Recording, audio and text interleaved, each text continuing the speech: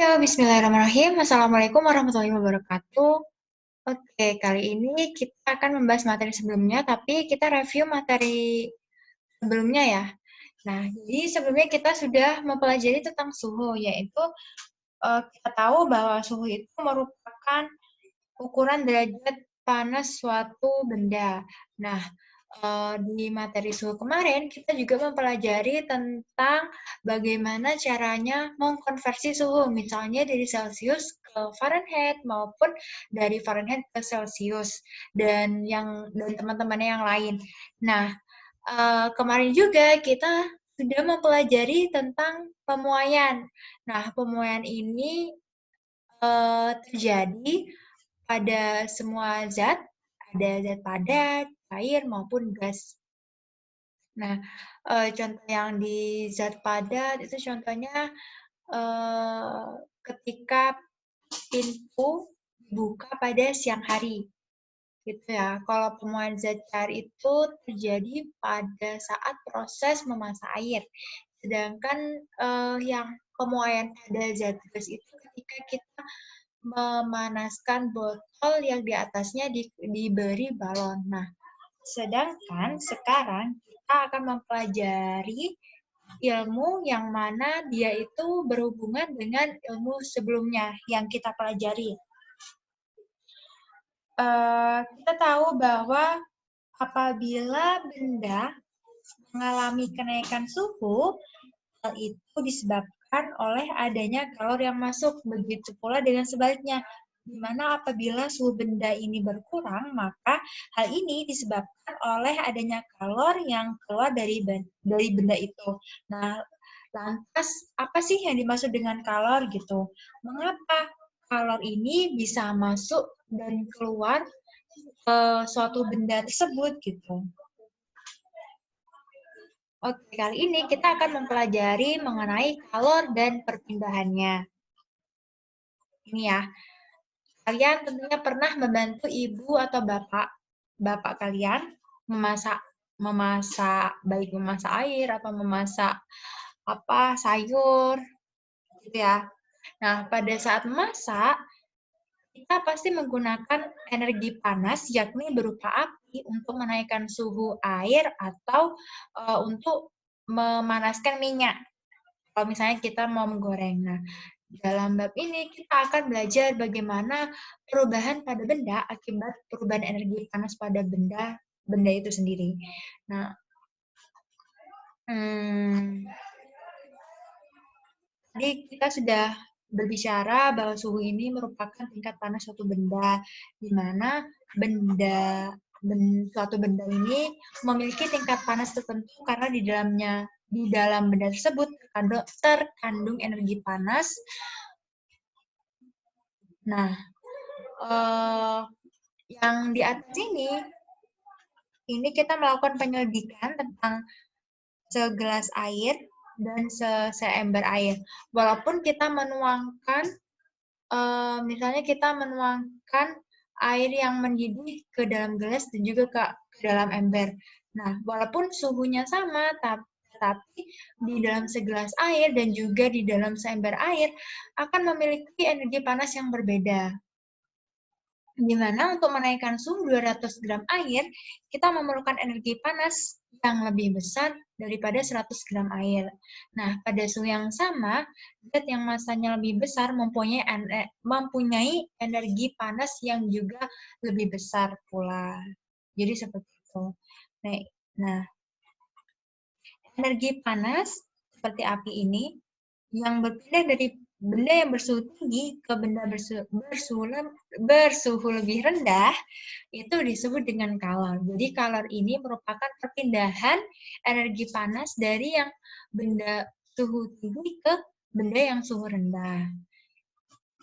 Kemudian apakah kalor itu merupakan suatu besaran? Ya, jadi kalor ini juga merupakan suatu besaran di mana dia memiliki satuan internasional, yaitu satuannya Joule,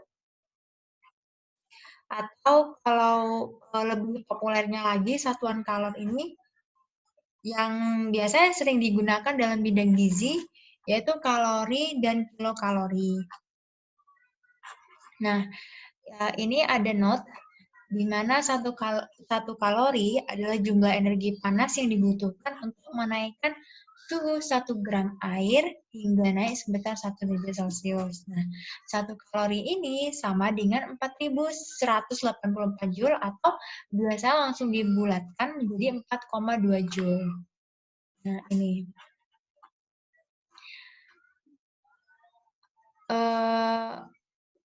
Ini contoh seseorang ketika makan. Jadi kan ketika makan kita mendapatkan asupan energi kimia yang dapat diubah menjadi energi panas. Karena energi panas yang disediakan oleh makanan diukur dalam kilokalori atau sering disingkat sebagai kcal atau kalori dengan huruf K-nya ini huruf kapital. Di mana 1 kalori makanan sama dengan 1.000 kalori. Nah, kita menggunakan kilokalori untuk makanan karena kalori sendiri ini terlalu kecil untuk dipakai mengukur energi pada makanan yang dimakan. Nah, zat gizi makanan mengandung energi kimia yang dapat diubah menjadi energi panas atau energi bentuk lain. Sebagian energi ini digunakan untuk mempertahankan suhu tubuh. Saat kamu sedang kedinginan, kita akan menggigil untuk mempercepat metabolisme tubuh sehingga suhu dalam tubuh tetap terjaga.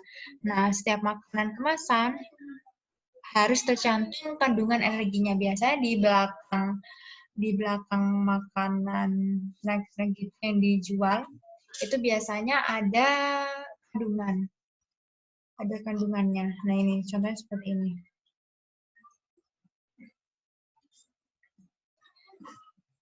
Ini ya. Jadi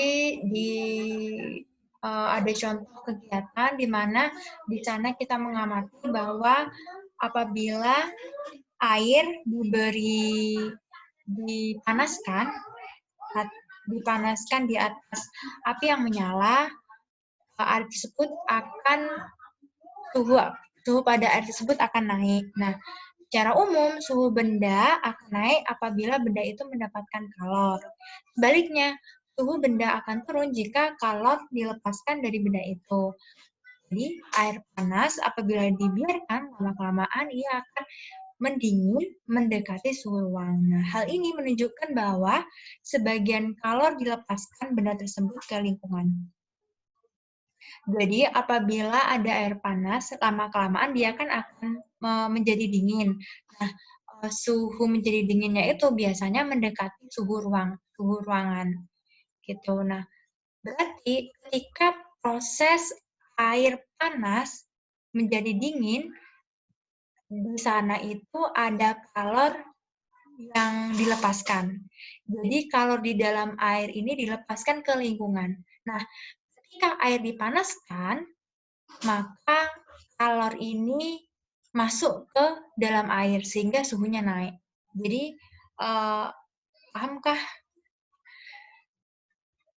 Nah, ini disebutkan pula bahwa kenaikan suhu oleh kalor dipengaruhi massa benda. Jadi, kenaikan suhu benda oleh kalor itu dipengaruhi juga dengan massa benda.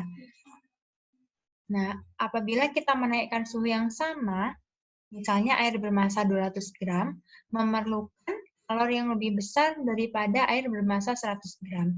Jadi, misalnya ini ada 2 air.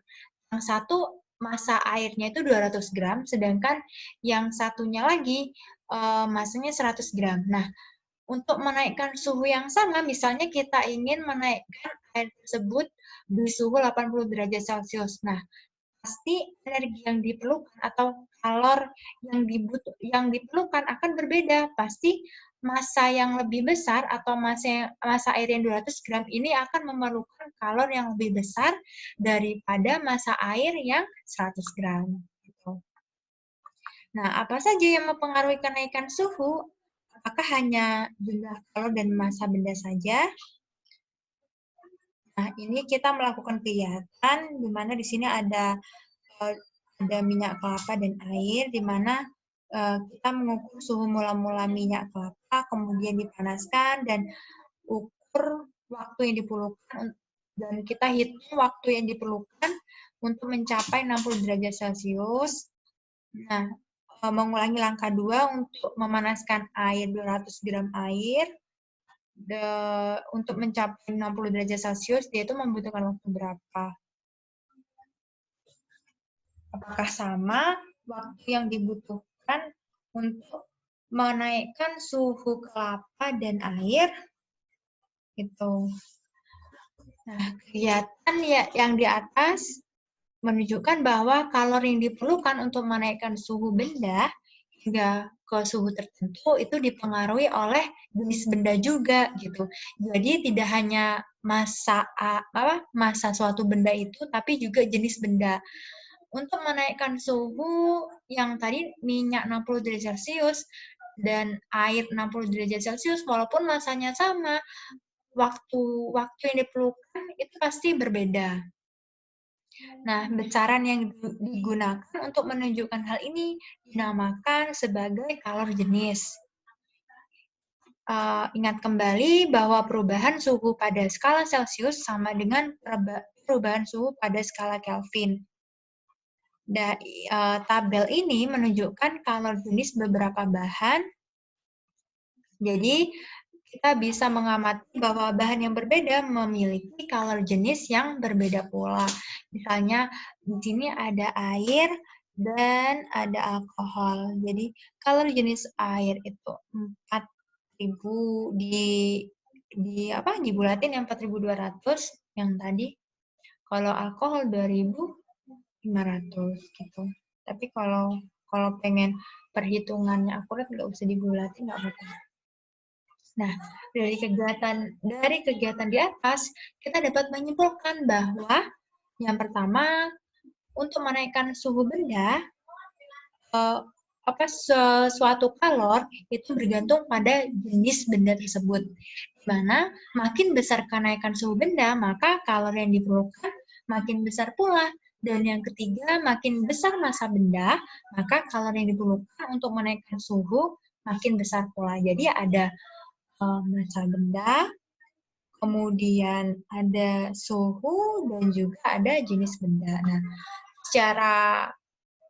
secara keseluruhan ini,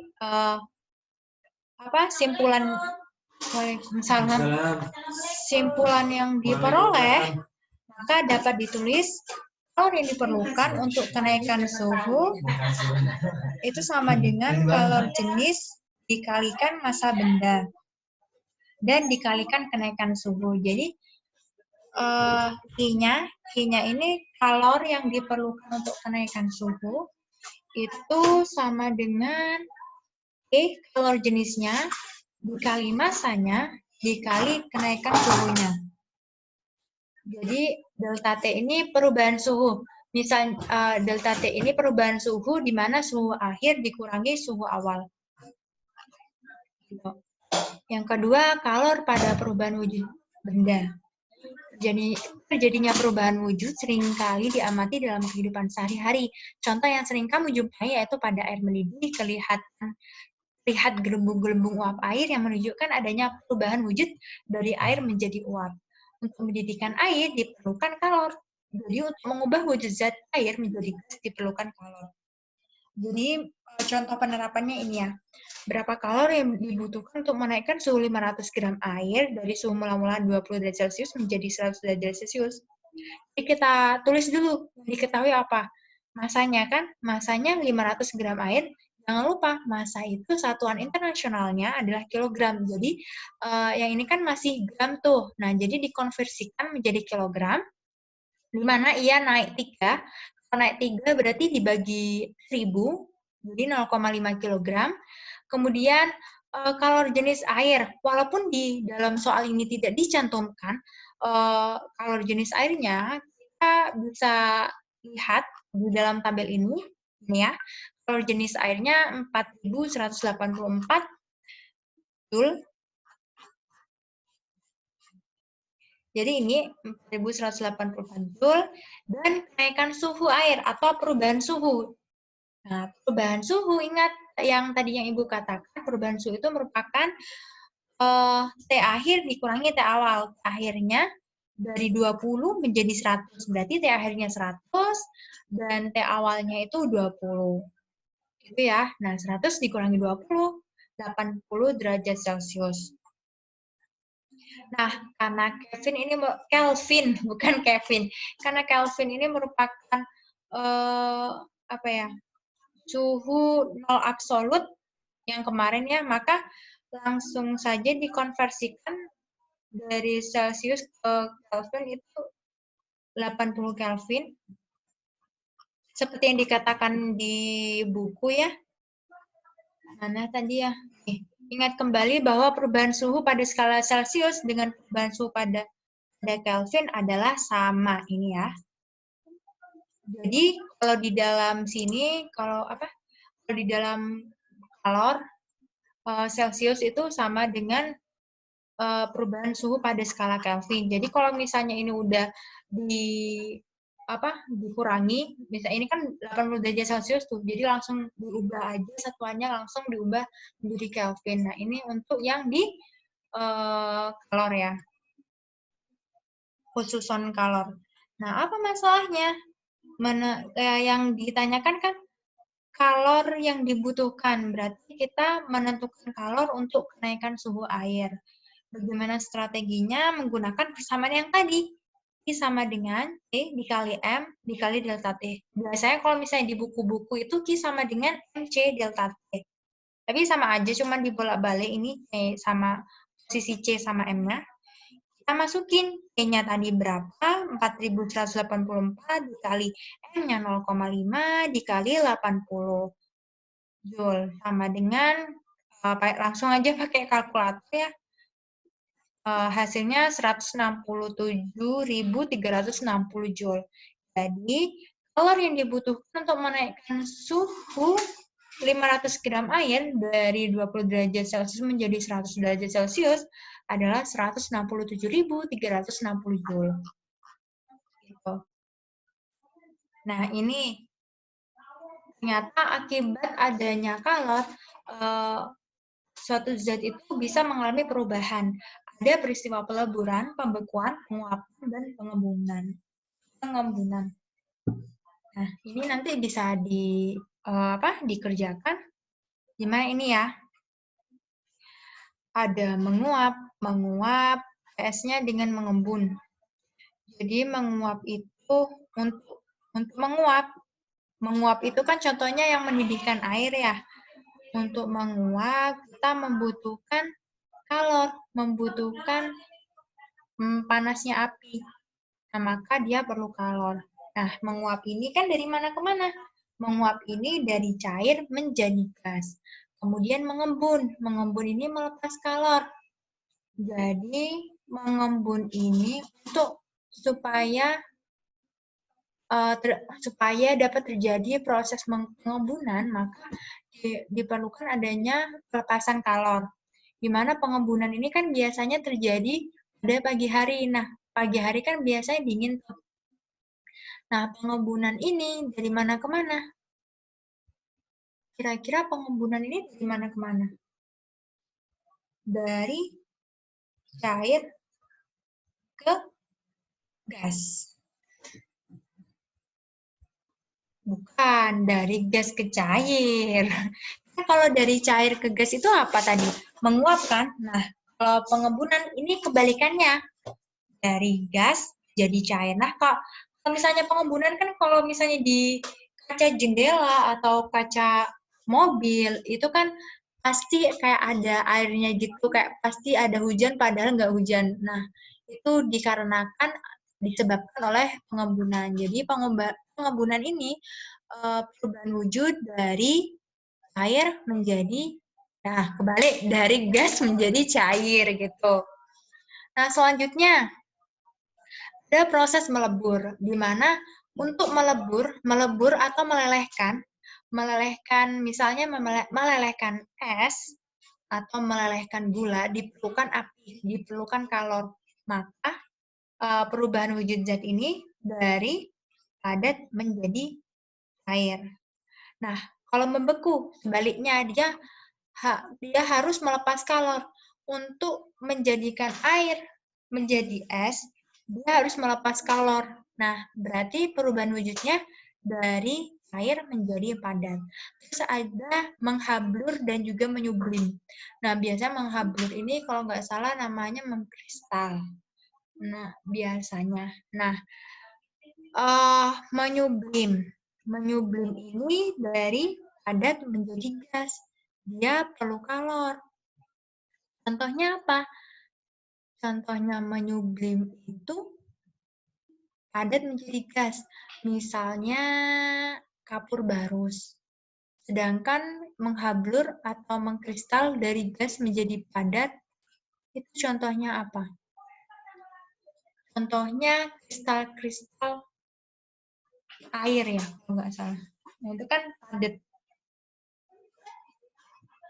Coba nanti search di Google contoh dari mengkristal, menyublim, mengembun, membeku, menguap, sama mengembun. Yang lebih banyak lagi. Ini ya. Ini. Jadi di sini ada suatu kegiatan di mana ada menyiapkan glass beaker 400 gram, ada 400 gram es batu, terus kemudian kita ukur suhunya, kemudian dipanaskan glass beaker tersebut, terus diaduk, terus diukur suhunya setiap setengah menit sampai 3 menit, kemudian disuruh mencatat pengukuran pada tabel pengamatan. Tapi ini nggak dilakukan ya. Jadi nanti tugasnya Ibu rangkumkan seperti yang kemarin di akhir. Bagaimana suhu benda saat terjadi perubahan wujud. Jadi es menjadi air, terus mungkin dari air menjadi uap ya. Berdasarkan kegiatanmu, tampak bahwa saat perubahan wujud tidak terjadi perubahan suhu. Kalor untuk mengubah wujud zat disebut kalor laten. Jadi kalor untuk mengubah wujud zat disebut kalor laten.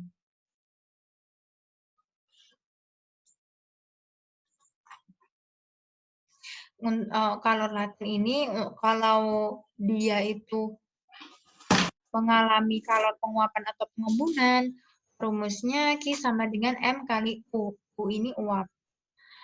Apabila dia melebur, proses melebur atau membeku, itu rumusnya Q sama dengan M kali L. L lebur. Ini ya, itu kalor yang dibutuhkan atau dilepaskan untuk berubah wujud. Ini massa zat yang berubah. Ini kalor lebur atau kalor beku, sedangkan U ini merupakan kalor pengembunan. Contoh, langsung ke contohnya aja. Berapakah kalor yang diperlukan untuk meleburkan 5 kg air dalam keadaan beku es? Jika kalor lebur air tersebut 336.000 Joule per kilo, nah langsung kita tulis yang diketahui apa, ada masanya 5 kilo, karena ini satunya udah kilo, berarti udah nggak usah dikonversikan lagi. Yang kedua, kalor lebur air. Oh, ini ya, 336.000 Joule per kilogram. Atau ini bisa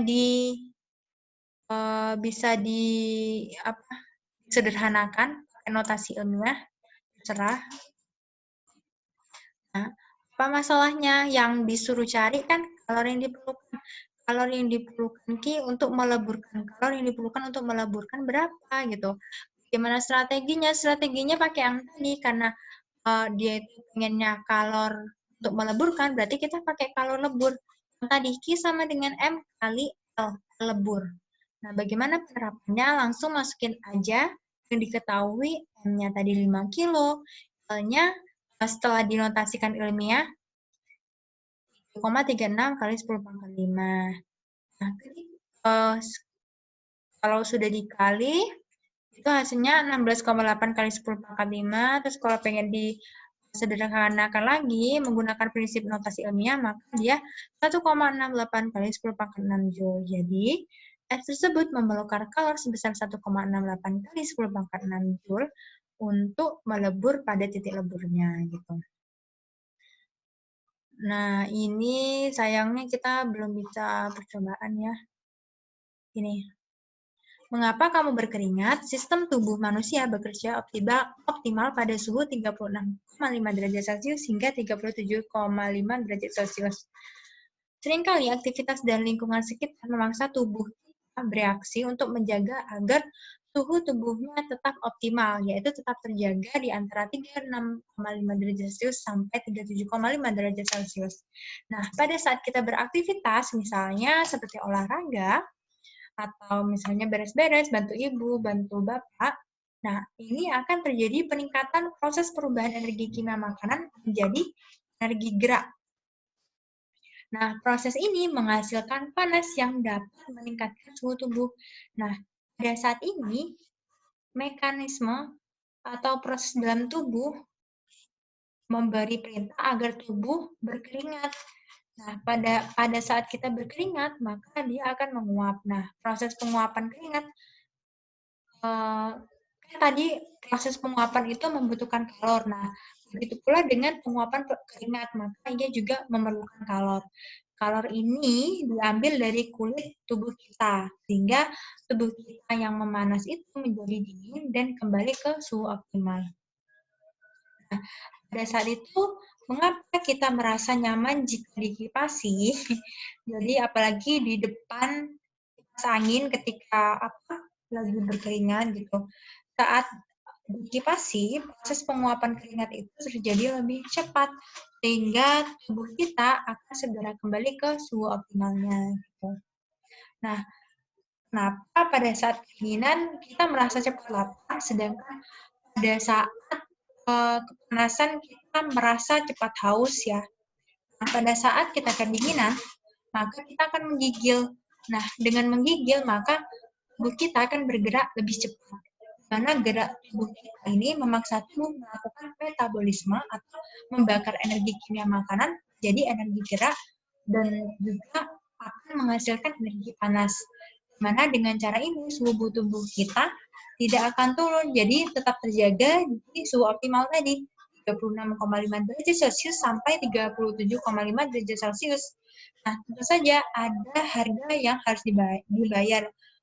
Maksudnya pada saat keinginan kita cepat lapar gitu. Jadi untuk metabolisme membakar energi kimia makanan menjadi energi gerak gitu.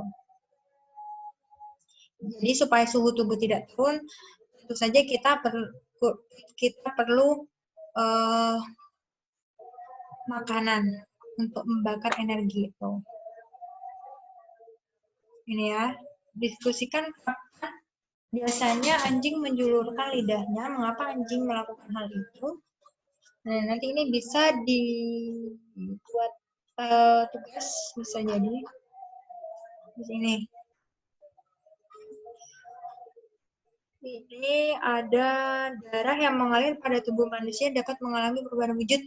Jika kita terluka, darah akan mengalir. Jika luka tersebut dibiarkan, maka lama-kelamaan darah akan mengering sendiri. Nah, pada saat itu darah itu membeku, di mana ia akan mengalami perubahan wujud air menjadi padat. Nah, kemampuan darah untuk membeku sangat bermanfaat bagi manusia karena mencegah terjadinya pengeluaran darah yang berlebihan atau yang lebih banyak dari dalam tubuh. Nah, jika tubuh kekurangan darah, maka biasanya menimbulkan efek yang fatal atau kematian. Jadi, contoh dari proses pembekuan itu nggak hanya pada benda, tapi pada tubuh kita itu juga terjadi perubahan wujud gitu. Contohnya ini tadi pembekuan darah ketika kulit kita terluka gitu ya.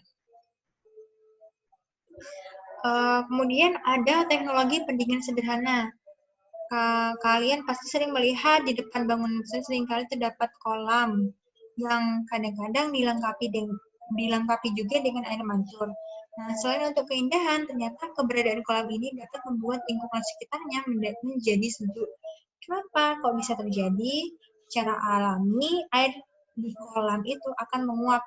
Nah, untuk menguap diperlukan kalor, di mana kalor ini diambil dari udara di sekitar kolam, sehingga udara menjadi lebih sejuk dibanding tanpa kolam. Ini ya contohnya. Kenapa kok lebih sejuk? Ternyata air ini mengalami penguapan. Nah, untuk menguap ini kan membutuhkan kalor.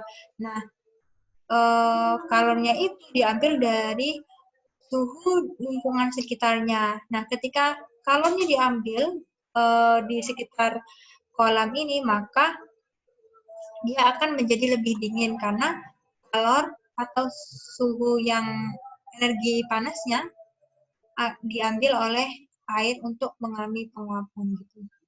Ada juga teknologi pendingin makanan sederhana. Alat ini terdiri atas 2 tempayan, di mana ada tempayan kecil dan juga ada tempayan besar. Nah, tempayan kecil ini bisa masuk ke tempayan besar. Nah, pasir ini diisikan di antara 2 tempayan, di antara sini ya.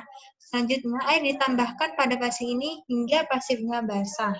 Makanan atau air diletakkan di dalam tempayan kecil yang ditutup kain basah. Nah, saat air di dalam pasir menguap, kalor untuk penguapan ini diambil dari sekitarnya, termasuk dari makanan, sehingga makanan menjadi dingin. Jadi, suhunya ini bisa turun sampai 15 derajat Celcius. Jadi, ini penerapannya sama seperti kolam yang tadi ya. Tapi ini contoh teknologi pendingin makanan sederhana. Gini. Terus ini misalnya yang tadi ya. Ada kalor sebanyak 80 kJ ditambahkan pada 500 gram air, suhunya 20 derajat Celcius. Berapakah suhu air itu? Suhu akhir. Nah, di mana kalor jenis air 4.200 Joule, berarti ini yang udah dibulatin ya. Jadi nggak usah bingung. Kalau misalnya di soal udah ada keterangan kalor jenis air 4.200 Joule, ya udah pakai aja 4.200 Joule. Tapi kalau misalnya nggak ada, bisa pakai 4.200 Joule atau pakai 4184 yang tadi ya. Langsung kita tulis diketahui apa saja? Diketahui kalor sebanyak, berarti ini ada kalor, kilojoule, jadikan joule, jadi dikonversikan dari kilojoule ke joule kan turun 3 tuh, berarti dikali 1000. Kemudian ditambahkan pada 500 gram air, berarti 500 gram air ini merupakan masanya. Ingat, massa satuan internasionalnya adalah kilogram, jadi dari gram ini dikonversikan ke kilogram, menjadi 0,5 kilogram. Air yang bersuhu 20 derajat Celcius, berarti 20 derajat Celcius ini apa? Dia itu merupakan suhu awalnya. Jadi suhu awal air. Nah, yang ditanyakan suhu akhir air itu berapa gitu. Dimana ini ada kalor jenis air atau C-nya 4.200 Joule gitu. Ditanyakan T akhir kan. Ya langsung aja kita eksekusi menggunakan rumus Q sama dengan E kali M kali delta T. Q-nya ya udah masukin aja, Q-nya 84.000 sama dengan Q-nya 4.200 dikali 0,5 dikali delta T.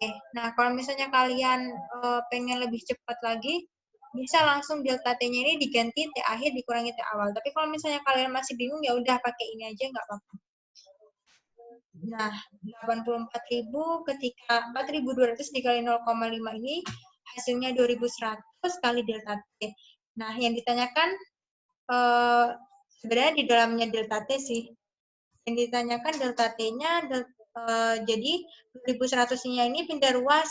Nah, sebelum pindah ruas kan dia di atas. Kalau pindah ruas berarti dia di bawah. Berarti dia dibagi. Berarti 84.000 dibagi 2.100 sama dengan 40 derajat Celcius. Nah, ini bagi delta T-nya. Hasil delta T-nya. Belum sampai sini. Jadi, ini bukan merupakan hasil akhir. Ingat tadi delta T itu sama dengan T akhir dikurangi T awal. Nah, akhirnya akhirnya kan yang ditanyakin tuh. Jadi delta T-nya dimasukin aja. Delta T-nya dimasukin aja 40 derajat Celcius, T akhirnya yang ditanyakan awalnya yang tadi 20 derajat Celcius. Nah, untuk mencari T akhir maka 20 derajat Celcius ini harus berpindah ruas gitu ya. Bisa pindah ruas, jadi dari negatif kalau pindah ruas dia jadi positif kan. Nah, 40 ditambah 20 berapa? 60. Berarti T akhirnya adalah 60 derajat Celcius. Jadi seperti itu. Nah, selanjutnya insya Allah ini yang terakhir ada perpindahan kalor, di mana kalor ini berpindah. Kita tahu bahwa kalor akan berpindah dari benda yang suhunya tinggi ke benda yang suhunya rendah. Bagaimana caranya? Jadi kalor ini berpindah melalui ada 3 cara tuh. Yang pertama ada konduksi, yang kedua ada konveksi, dan juga yang ketiga ada radiasi. Nah, apa sih konduksi, konveksi, radiasi itu? Mari kita belajar bersama-sama. Nah, konduksi ini contohnya ketika kita bisa menyetrika. Jadi, setrika kan panas. Kita tahu setrika panas kalau sudah dicopkan ya maksudnya. Tapi kalau nggak dicopkan nggak panas. Jadi ketika kita menyetrika suatu baju, maka setrika yang panas ini akan bersentuhan dengan kain. Nah, kalor berpindah dari suhu tinggi ke rendah. Nah, suhu yang tinggi di mana? Setrikanya kan, yang rendah bajunya. Jadi, kalor akan berpindah dari setrika ke kain gitu. Nah, perpindahan kalor seperti ini disebut dengan konduksi. Ada contoh lain, misalnya ini ada kalor, ini ada api. Nah, ini biasanya ujung sendok. Nah, kalau misalnya waktu kecil kalian pernah nggak kalau mati lampu biasanya bikin kayak gulali gitu, gulali sederhana. Jadi biasanya lilinnya itu selain dibuat penerangan sementara, lilinnya itu dibuat memasak gulali di atas sendok gitu. Nah, ketika kita memanaskan sendok tersebut, maka panas api dari ujung sendok akan sampai ke tangan kita. Nah, itu salah satu penerapan dari perpindahan kalor secara konduksi gitu. Ini ya. Jadi saat suhu naik, partikel benda bergetar lebih cepat. Jadi dari yang ujungnya ini yang terkena panas, dia akan bergerak bergetar ya. Dia bukan bergerak pindah, tapi dia itu bergetar. Awalnya dia diem. Ini contoh pada suhu normal, tapi ketika dipanaskan dia akan bergetar. Dia akan memindahkan energi ini ya. Kalor, dia akan memindahkan kalor, energi panas, kalor berpindah, partikelnya tidak ikut berpindah. Jadi masing-masing partikel ini hanya memindahkan energi gitu. Dia itu bergetar untuk memindahkan energi panas, tapi dia itu nggak berpindah gitu. Nah, partikel satu akan membentur partikel lainnya, sehingga partikel yang terkena benturan tersebut akan bergetar lagi. Dia akan bergetar makin cepat, akibatnya suhu makin tinggi.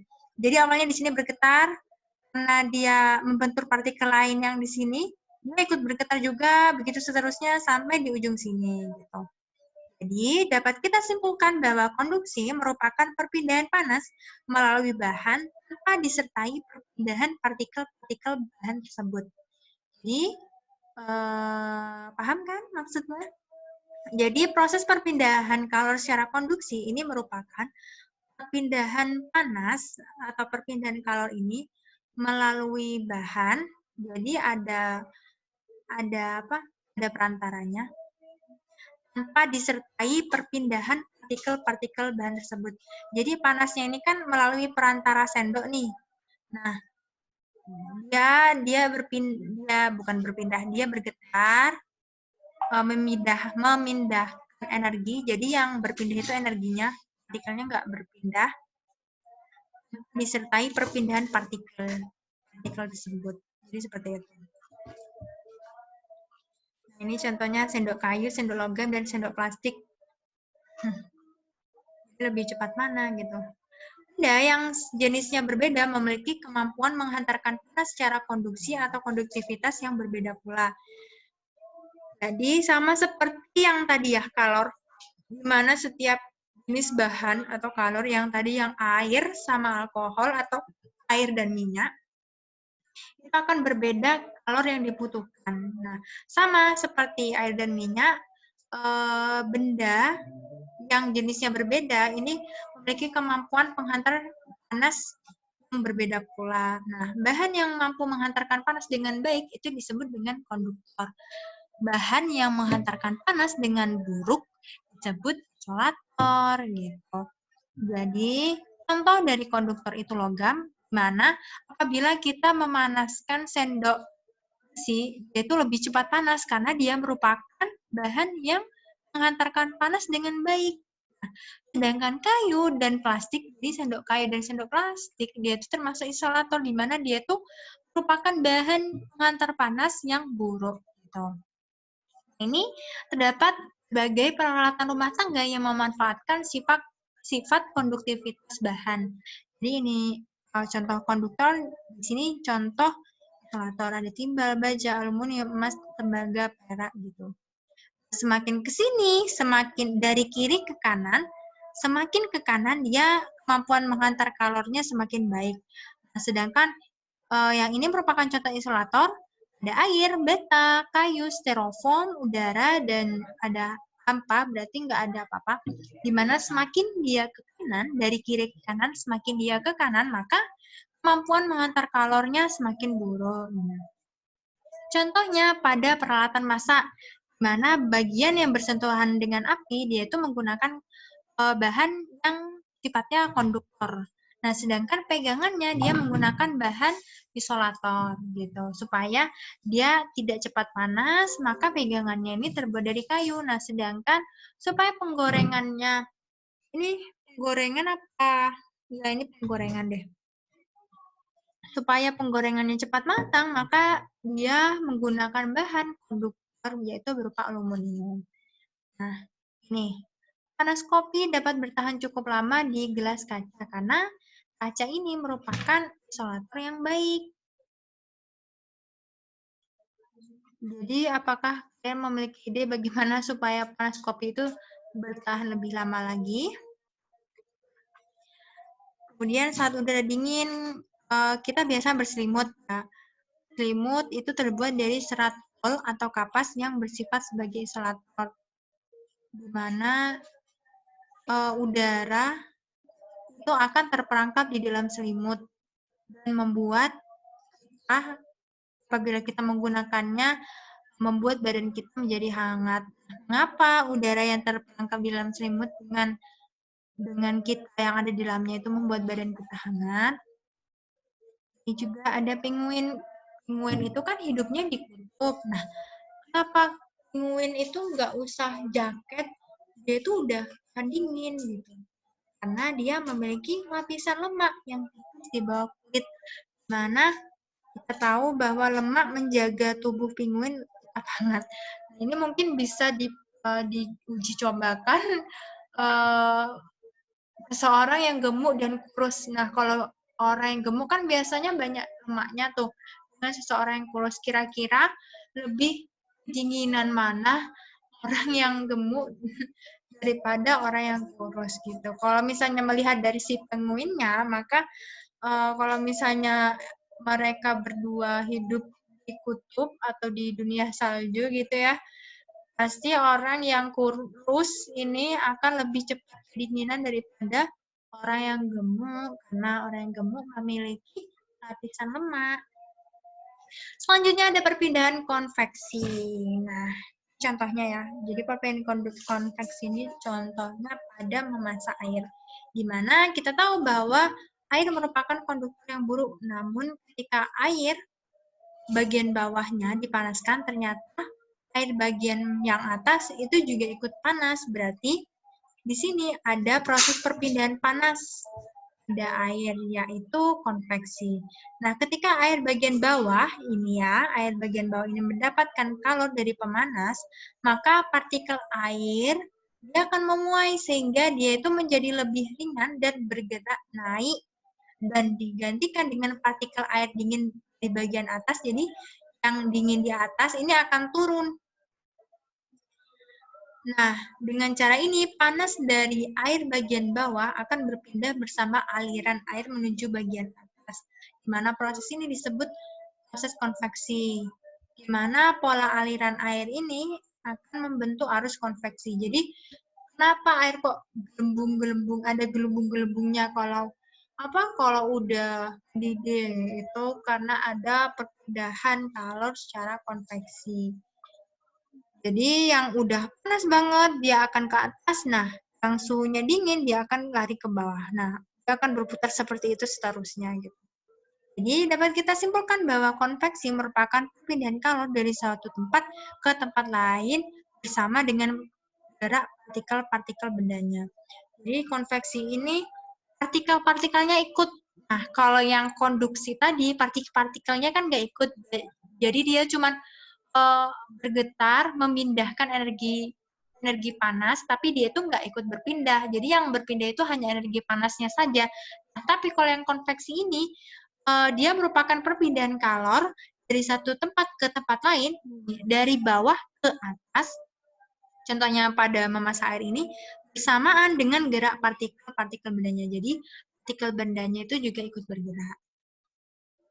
Nah, contohnya juga ada ini, suasana di pantai. Ada saat siang hari dan juga malam hari. Ada angin laut dan angin darat. Kira-kira angin laut terjadi pada kapan? Siang atau malam? Angin darat terjadi pada kapan? Siang atau malam? Oke, kita bahas di sini, di mana di siang hari ini kita lihat daratan lebih cepat panas daripada daripada lautan, di mana lautan ini memiliki kalor jenis yang kecil. Nah, udara di atas daratan ikut panas dan bergerak naik digantikan oleh udara dari lautan. Dengan demikian terjadi angin laut. Angin laut itu apa sih? Angin dari laut menuju ke darat. Itu disebut air laut.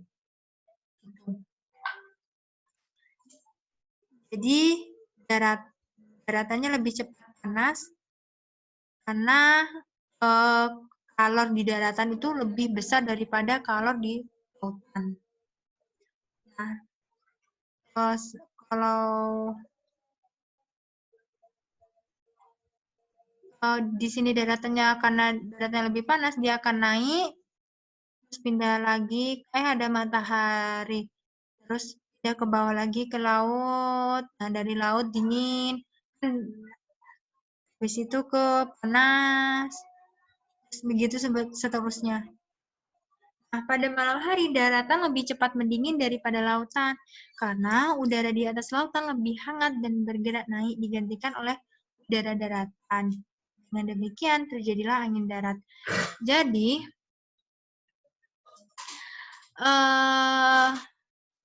angin pada malam hari, dia itu terjadi angin darat.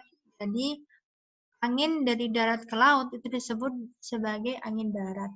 Nah, kenapa sih nelayan itu mencari ikan pada malam hari? Karena membantu perahunya untuk ke tengah laut. Kan di sana terjadi angin darat. Jadi anginnya itu dari darat ke laut. Nah, itu memudahkan nelayan untuk membantu anginnya untuk membantu nelayan itu berlayar untuk mencari ikan. Jadi seperti itu. Jadi di malam hari daratan lebih dingin daripada di lautan. Ya. Dan konveksi ini dimanfaatkan pada berbagai peralatan, contohnya ada oven dan ada juga pengering rambut. Nah, ini di oven dia itu mengalami siklus sama seperti air, bawah ke bawah ke atas gitu. Terus ini contohnya pada pengering rambut, namanya apa? Hair blower, ya seperti itulah ya. Jadi udara masuk di sini, udara masuk dia itu dihisap oleh kipas yang berputar. Habis itu udaranya itu dipanasi oleh pemanas listrik, kemudian udara keluar dorong oleh kipas yang berputar. Jadi udaranya jadi udara hangat, makanya rambut yang kita pakai hair dryer itu lebih cepat kering karena udara dari situ udah diproses menjadi udara hangat gitu. Taman pemanas oven, pemanggang roti, magic jar, dan lain-lain biasanya terletak di bagian bawah. Ya, di bagian bawah itu kan biasanya yang paling panas ya. Saat difungsikan, udara bagian bawah akan menjadi lebih panas dan bergerak naik, sedangkan yang bagian atas lebih dingin, dia akan bergerak turun, naik, turun, naik, turun. Ini sama seperti pengering rambut. Kemudian yang terakhir ada radiasi. Oke, pernah kalian ke pantai? Pasti pernah lah ya. Walaupun jarang, karena di Malang ini pantainya serem-serem. maksudnya ombaknya tinggi, tapi mungkin ada beberapa pantai yang ombaknya nggak tinggi-tinggi banget. Tapi untuk menuju ke sananya membutuhkan waktu yang berjam-jam ya, karena di sana kita lebih ke selatan, kita harus ke selatan, jadi membutuhkan kurang lebih 2 jam.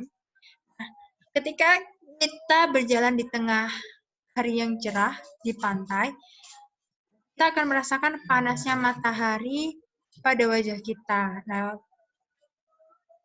bagaimana kalau dari matahari dapat sampai ke wajah kalian gitu. Contohnya juga api unggun. Kenapa kalau malam hari, kalau misalnya lagi camping itu atau kemah,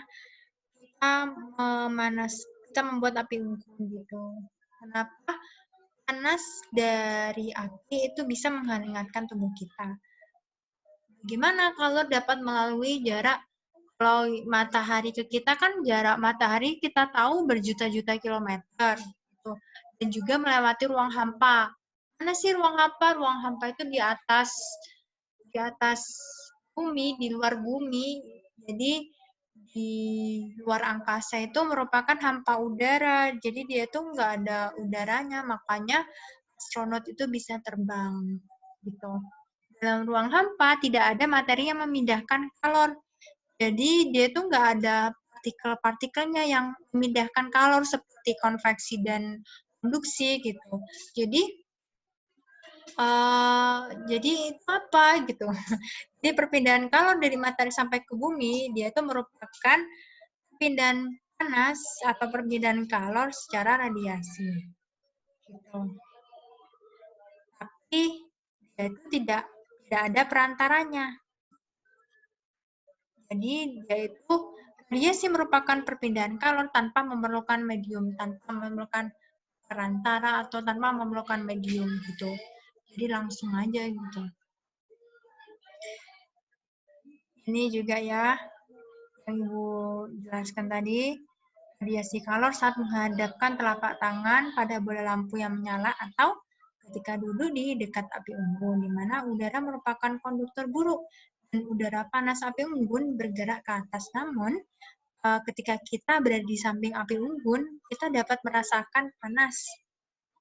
Adakah contoh peristiwa radiasi yang lain selain ini?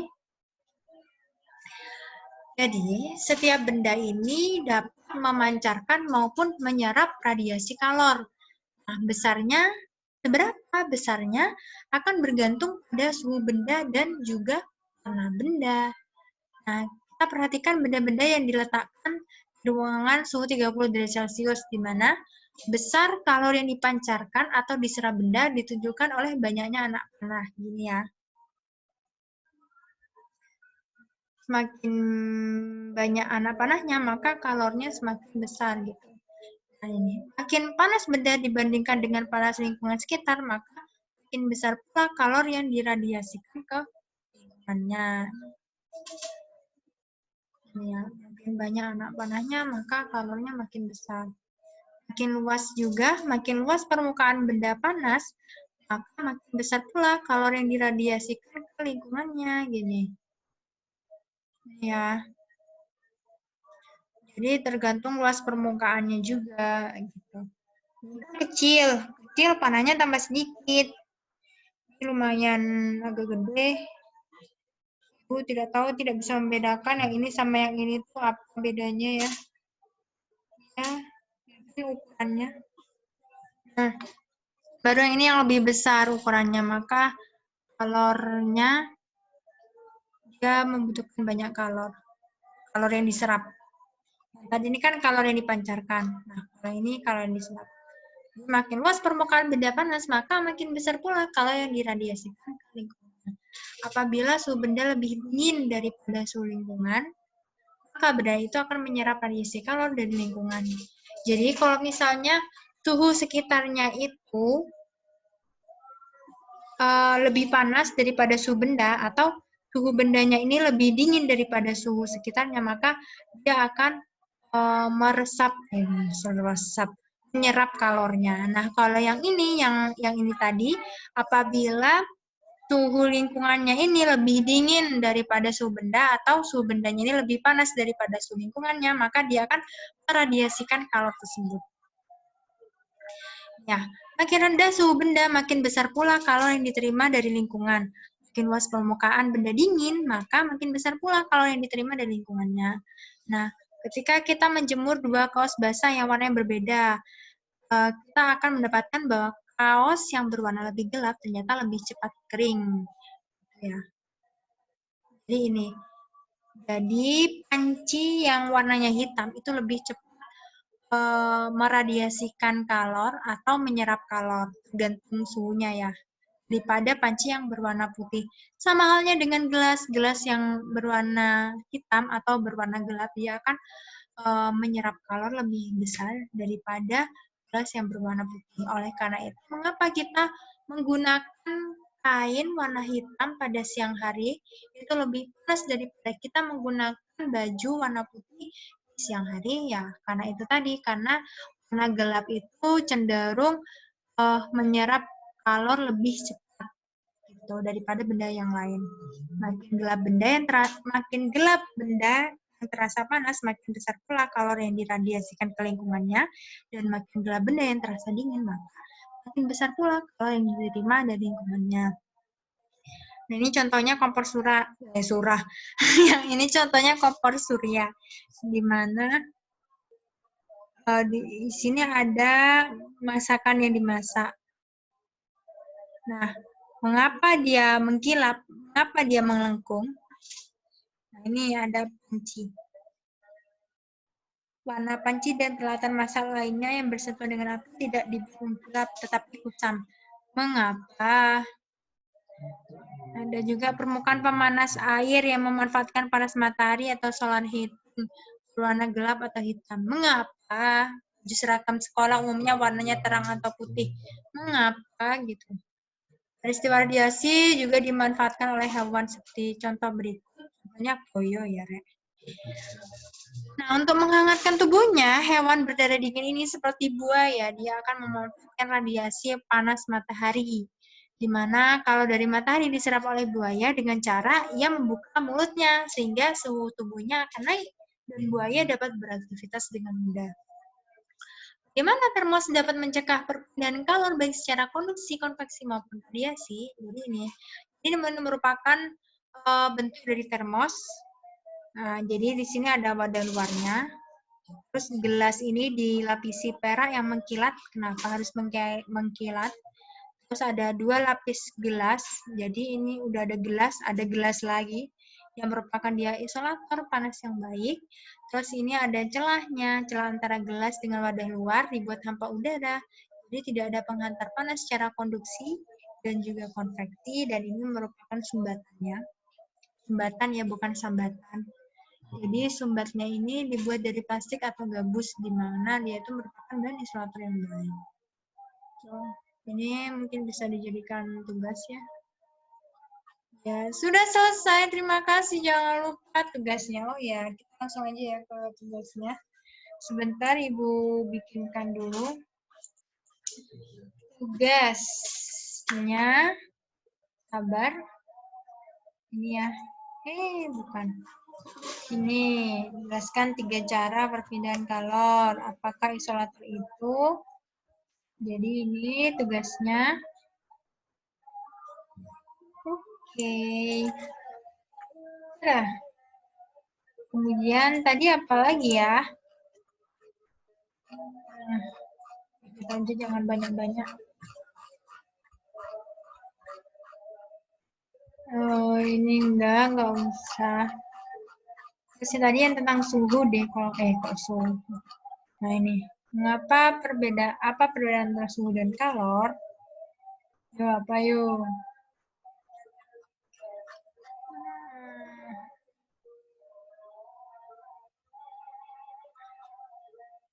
Sama ini deh. Sabar. Ini yang di akhir aja ya. Nah ini, terus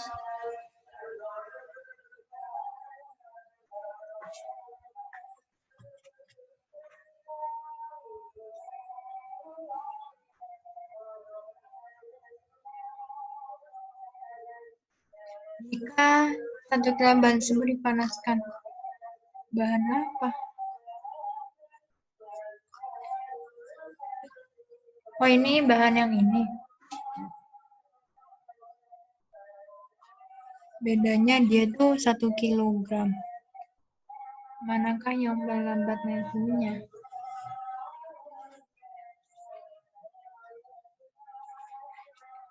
Ini setelahnya. Ini jadi Ibu beri di penerapan ini ya. Berdasarkan tabel 4.1. Nah, tabel 4.1 tadi. Oh iya, yang ini juga. Kenapa? Dia nggak usah ya, karena terlalu banyak, nggak usah deh. 4.1. 4.1 di mana kau? Ini juga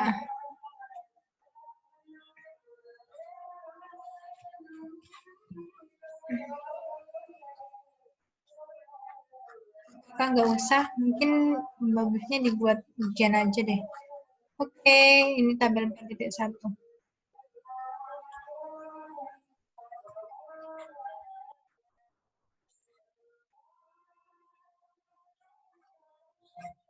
Ya.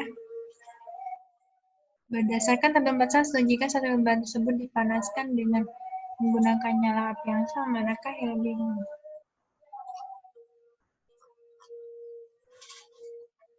Jadi yang nomor 1 ini dia itu perbandingannya sama yang ini ya.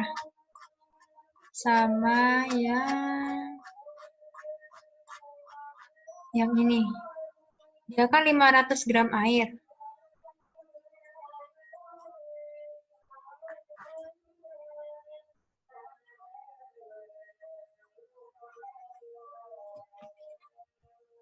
Yang tadi kan. Jadi kalau misalnya ini kan tadi 500 gram air. Waduh.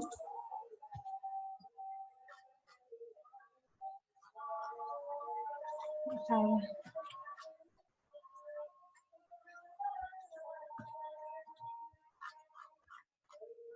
Ya, awalnya apa bedanya antara suhu dan kalor? Mengapa orang menggigil ketika kedinginan? Bagaimana persamaan kalor untuk menaikkan suhu benda dan kalor untuk mengubah wujud benda? Terus ini tabel 4.1. Terus ini tadi ada contoh penerapannya. Nah, nomor satunya ini berhubungan dengan yang soal yang ini. Jadi berdasarkan tabel 4.1, tabel 4.1 kan yang ini. Berdasarkan tabel 4.1, jika 1 kg bahan tersebut dipanaskan dengan menggunakan nyala api yang sama, manakah yang paling lambat naik suhunya? Coba dijelaskan. Terus yang kedua, pada saat berolahraga, jadi kalau yang ini kan 500 gram air, nah kalau yang ini 1 kg air, kira-kira mana yang paling lambat naik suhunya. Terus jangan lupa dijelasin juga.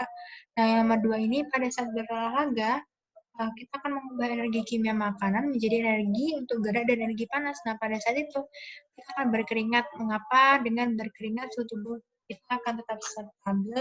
Coba dijelaskan. Dan yang selanjutnya, jelaskan 3 cara perpindahan kalor. Apa konduktor itu? Beri contoh 5 konduktor. Apa isolator itu? Beri contoh 5 contoh isolator. Faktor-faktor apa yang mempengaruhi terhadap kalor yang diterima sebuah benda dari lingkungan sekitarnya. Terus selanjutnya, faktor apa saja yang berpengaruh terhadap kalor yang dilepas sebuah benda terhadap lingkungan sekitarnya. Mungkin itu saja yang dijadikan tugas. Silahkan di screenshot, Ibu hitung ya. 1, 2, 3. Silahkan di screenshot. Kemudian yang ini, penerapannya silahkan di screenshot. Ibu hitung 1, 2, 3, 4, 5. Yang ini di screenshot juga. 1, 2, 3, 4, 5. Terus yang terakhir yang ini. Ibu hitung 1, 2, 3, 4, 5. Oke, terima kasih banyak atas waktunya. Ibu minta maaf kalau ada banyak salah dari perbuatan maupun perkataan Ibu. kalian. Ibu akhiri, wassalamualaikum warahmatullahi wabarakatuh.